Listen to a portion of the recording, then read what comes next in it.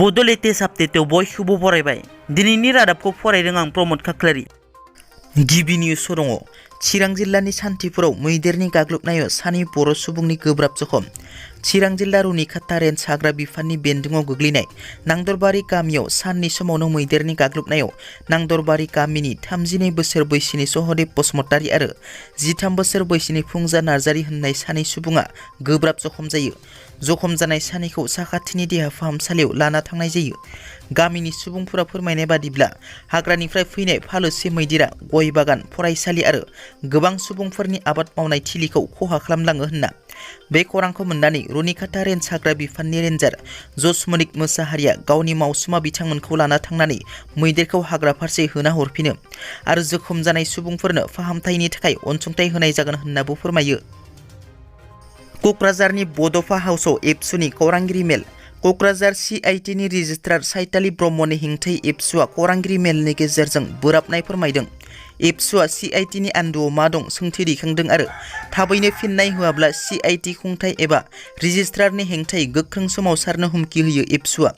बुंथिनो गोनांदि CITआव गोबां बेले-बेजे थासारि आरो गावनि गोसो बायदि खामानि मावनायनि CITनि रेजिस्ट्रार साइताली ब्रह्मखौ एबसुआ खौरांगिरि मेलनि गेजेरजों गोख्रों अजद होयो। लोगोसे आथिखालाव साइताली ब्रह्मआ CIT क'क्राझारनिफ्राय 50 कोटी रां खेलिमेलि खालामनायनिबो अजद होबावो एबसुआ।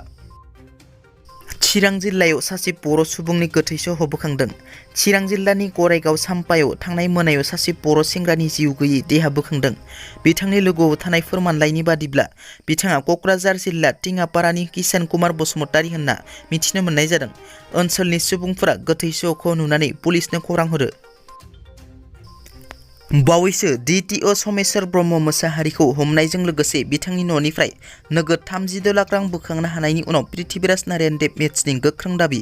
क'क्राझार जिल्ला गसाइगाव श्रीरामपुराव खारनाय गारि मथरनि सायाव आयेन बेरेखा सिन्डिकेटखौ थाबैनो बन्द खालामनो गोख्रों दाबि खालामो पृथ्वीराज नारायण देब मेट्स बिथाङा।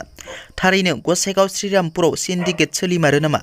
सोरनि आखाइ थानो हागौ गसाइगाव श्रीरामपुरनि सिन्डिकेटआव आरो बिनि सायाव पुलिस बिफानखौ संदाननो राजकुमार पृथ्वीराज नारायण देब मेट्स बिथाङा गोख्रों दाबि दैखांदों।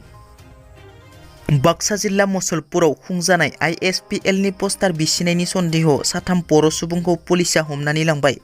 बाक्सा जिल्लानि बाथौफुरि जिल्ला गेलेग्रा फोथाराव मुसलपुरनिफ्राय बाथौफुरिसिम थांलाय फैलाय लामायाव थांनाय 13 अक्ट'बरनि हराव गेलेगिरि आरो नायगिरि बिथांमोनखौ बरायनो थाखाय BTRनि गाहाय प्रमद बर', लेङाइ मावफुं सोद्रोमा गबिन्द चन्द्र बसुमतारी, मन्त्रि UG ब्रह्म आरो गोबां EM बिथांमोननि पस्टार फसंना दोननायखौ बिसिलांनाय आरो सावना गालांनायनि दायाव सन्देह खालामनानै गोबां सुबुंफोरखौ हमदोंमोनब्लाबो गोबां सुबुंफोरखौ हगारनानै 3 सुबुंखौ पुलिसआ हमो।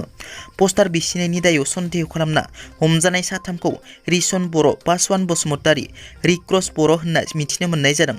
बिसोर 3खौ पुलिसआ जोबथेसालियाव दैथायहरबाय होनना मिथिनो मोननाय जादों। आसामनि शिबसागर जिल्लायाव सासे आइजोआ गावनि 3 साननि गोरलै गथ'खौ फाननो नाजानाय जाथाया सोराङाव फैदों।